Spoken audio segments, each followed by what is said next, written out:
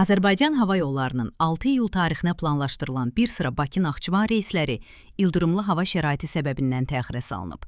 Azaldan APA Economics'e verilən məlumata görə, hava şəraiti sabitləşdikdən sonra uçuşların icrasına davam ediləcək. Sərnişinlər mümkün dəyişikliklərlə bağlı ətraflı məlumatlandırılacaqlar.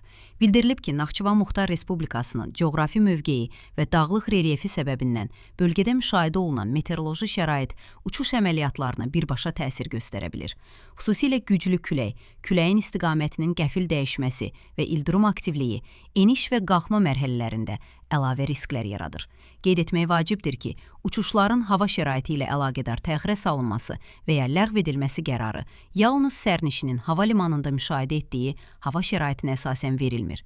Aviasiyada qərarlar marşrut boyunca qalxma və enmə hava limanlarında mövcud və proqnozlaşdırılan meteoroloji şərait əsasında qəbul edilir. Məsələn, ildırım aktivliyi, güclü külək, şaquli hava axınları, intensiv yağıntı, aşağı görünmə məsafəsi və ya tufan buludları yer səviyyəsindən aydın görünməyə bilər.